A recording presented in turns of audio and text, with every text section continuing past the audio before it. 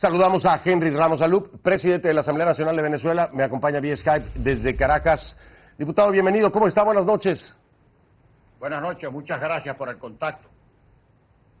Al contrario, gracias a usted por estar con nosotros. Dígame usted algo, vamos desarrollando, pero para poder entender. Hay una emergencia económica en Venezuela, lo dice usted, lo dice el presidente Maduro, lo dicen los economistas, los analistas. Hay una emergencia económica. ¿Están de acuerdo en eso todos, verdad?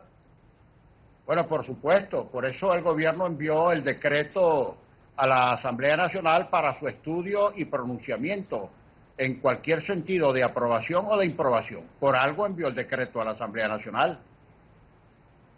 Ahora, ¿por qué el tema de no aprobarlo ha cobrado tanta fuerza dentro del sector de la oposición? Y que conste, no estoy diciendo que dentro de la Asamblea, pero del sector de la oposición mayormente se pide que no sea aprobado este decreto. Si es un decreto que busca precisamente de alguna forma enfrentar la emergencia económica, la preocupación mayor, ¿cuál es? ¿Por qué cree usted que hay quienes están en contra de que este decreto, esta emergencia económica pedida por el presidente Nicolás Maduro, se apruebe?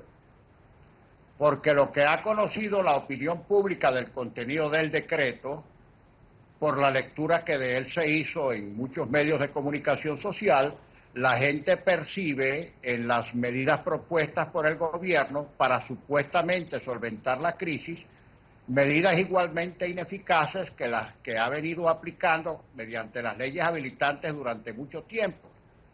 Cuando percibe la gente que se trata de las mismas medidas, de más de lo mismo, la gente piensa que con las medidas propuestas no se va a resolver nada. Y yo pienso que la gente que así opina tiene toda la razón, porque es la misma convicción que tenemos nosotros una vez que leímos el decreto. Usted, y era lo que le iba a preguntar, usted leyó, bueno, ya tuvo acceso precisamente a la información que viene en ese decreto. ¿Qué partes de ese decreto concretamente, señora Alup, son más de lo mismo? Bueno, prácticamente todas, pero ahora exacerbadas. Más intervencionismo, más anuncios de eventuales ocupaciones y confiscaciones de empresas privadas hoy productivas, con la experiencia que tenemos de que todas las empresas de las que ha echado mano el Estado están en situación de total ruina, en fin, ineficacia de los ministerios que se niegan a dar informaciones y a practicar correctivos para mejorar su eficiencia, etcétera, etcétera. Por eso decimos más de lo mismo.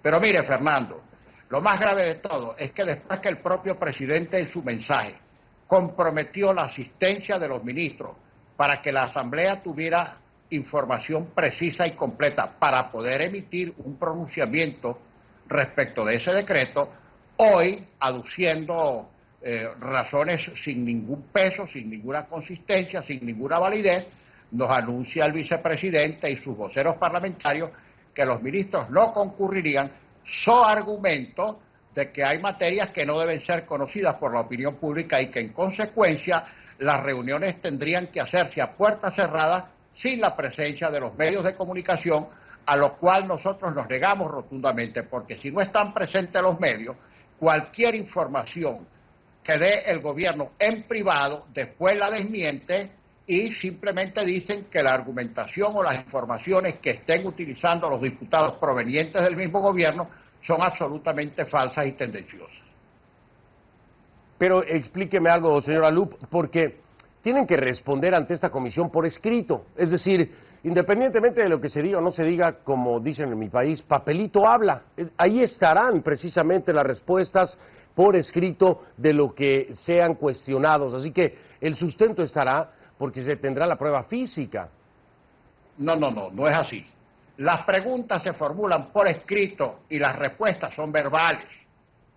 Los diputados formulan sus preguntas por escrito, hacen respecto de ellas un breve comentario y los ministros responden verbalmente, y si eventualmente quieren agregar algún documento, alguna información adicional, la pueden suministrar en el propio acto o algún tiempo prudencial después. Pero, insisto, las respuestas de los ministros son verbales.